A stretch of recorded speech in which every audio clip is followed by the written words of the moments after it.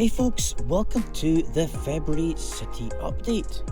So electricity or telephone poles and wires, I'm back doing this again, making it better.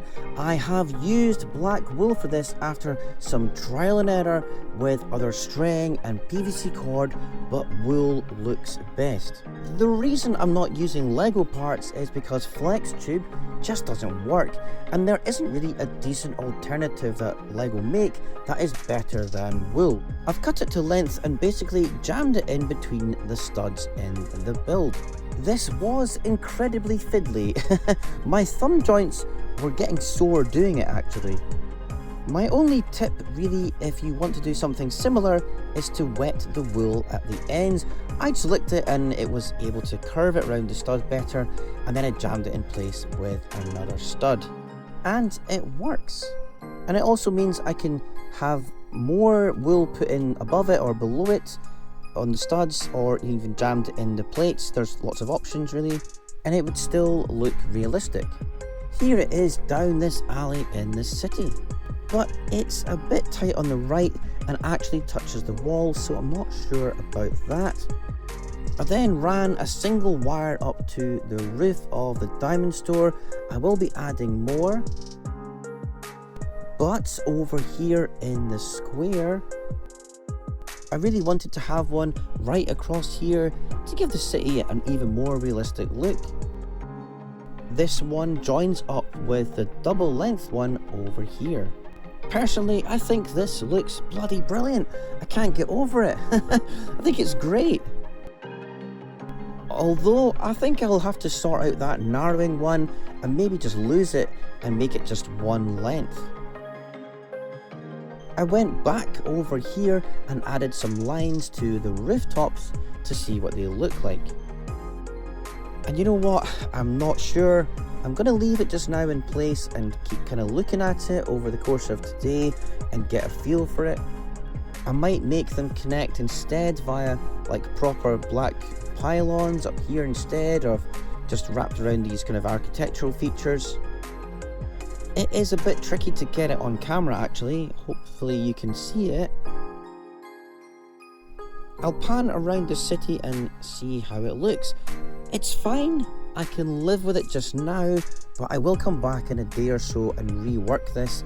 Perhaps a central pylon near the middle with lots of wires coming off it would be better. That's quite realistic as well, you see that often in especially European cities. This bit on the right though is definitely going to stay. I think this is perfect. It's a classic look of double telephone wires connected to the pylons, and it's at the back of the buildings. So, I haven't cracked it yet, still work to be done on this. But let's move on to something else, the harbour. Yes, it was finished, but is anything ever safe from being changed?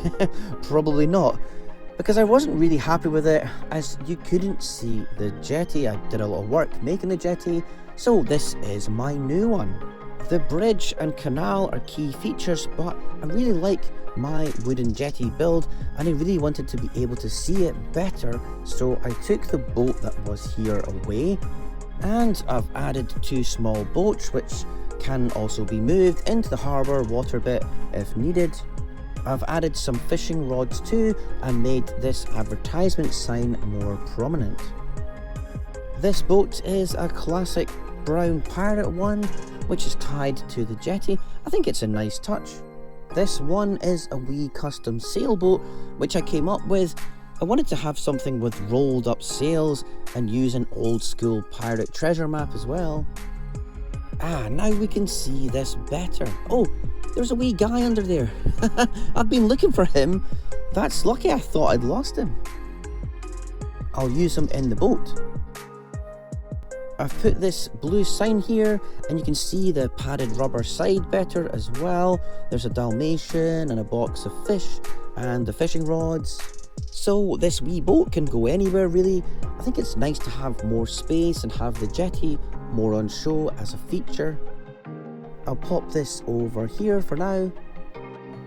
I still have this sort of depressed area, so the boat sits in it lower, therefore it looks a bit more like it's in the water. And I put the other one down there. Well, it makes no sense, as how would it get around those corners? But hey ho, it doesn't matter. I like it down there instead. With the plane in place at its jetty and this now a bit decluttered, I really think this is an improvement. I've also added a new figure and a cat from the CMF series, so I now have 123 citizens in the city. Sure, this might seem like minor things, but it's all important to give it a more realistic look, and I think it's getting that way. Anyway, so I finished my Micro Gotham City mock, which was for Bricktastic in Manchester. It was a great show and the mock went down really well. The best thing about that is though, it's finished, which means I now have time to devote to the city, and especially this section of the city. And the next big thing I'm working on is going to be the train station.